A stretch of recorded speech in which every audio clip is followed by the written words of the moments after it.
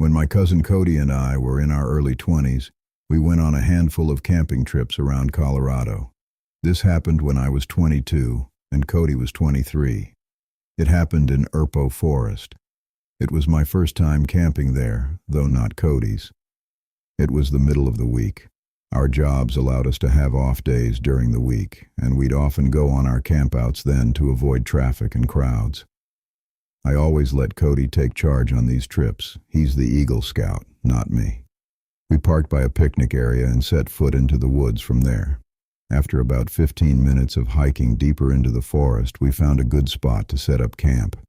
By good spot, I mean a clearing big enough for 2 tents, a portable stove, and a campfire. The first thing we did was unpack our stuff and set up the tents. Cody has always been a lot quicker than me when pitching a tent. He can do it in only a few minutes.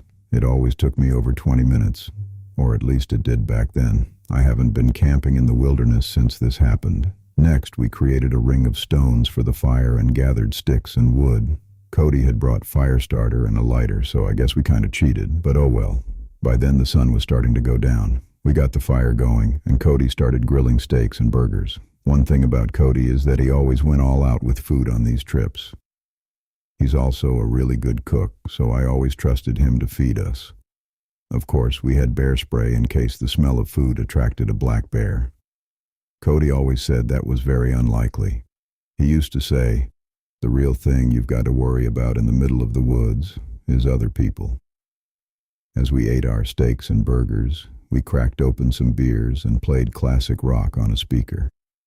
If you've never been camping, you don't understand how great moments like that feel. Being out in the wilderness with a friend or family member, drinking a couple beers, reminiscing about good times and vibing to music. As it got darker, we started playing card games on a small folding table we brought specifically for cards. After playing some traditional card games, we switched to Uno. That's when we heard something out in the woods. I paused the music on my phone so the speaker went silent. Now we could hear it clearly. Someone was humming. We also heard footsteps somewhere beyond the trees in the pitch-black forest. Cody told me to grab the flashlight. I tried, but by the time I found it, the sounds had faded away. I asked Cody if we should be concerned.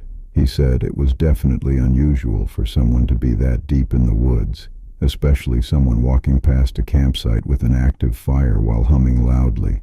I was shaken, and I could see Cody was too. We went back to playing cards, but the music was much quieter now. Then something happened that made both of us jump out of our skin. A large stick suddenly landed right in the middle of our campsite. It hadn't fallen from a tree. Someone had thrown it at us. Cody stood up and yelled, "Whoever's out there messing with us, get a life and fucks off." Then we heard footsteps again in the distance. They were walking away. I suggested we pack up and move somewhere else. Cody said absolutely not, especially not in the dark. We both had bear spray, and he told me to keep it next to me in my tent when we went to sleep. It was the closest thing to a ranged self-defense weapon we had. For a while, we kept hearing branches cracking in the distance, not the kind of sounds animals usually make. Someone was out there, maybe more than one person. Eventually, we had to try sleeping, so we agreed to take turns staying awake to keep watch.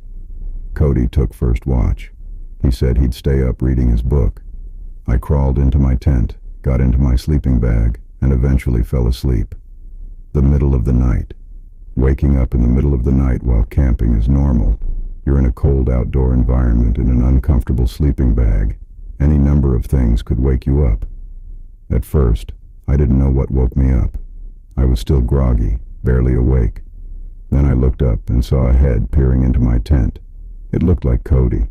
I rubbed my eyes, but it was too dark to make out his face. I said, "Cody?" I assumed he was waking me up for my turn to keep watch.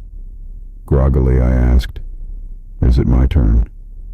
I stared at the head looking at me as I slowly woke up more. Then I heard the tent zipper close quickly. The head disappeared. I laid back down for a second. Then suddenly I shot upright. Something felt horribly wrong. I listened as footsteps walked away. "Cody?" I called. No answer. I unzipped my tent and looked outside. The fire was dead. Cody wasn't there. I went to Cody's tent and unzipped it. He was fast asleep inside his sleeping bag. I got chills all over my body. I shook him awake. When he finally woke up, I told him, "Someone's at the campsite." It took him a minute to wake up fully.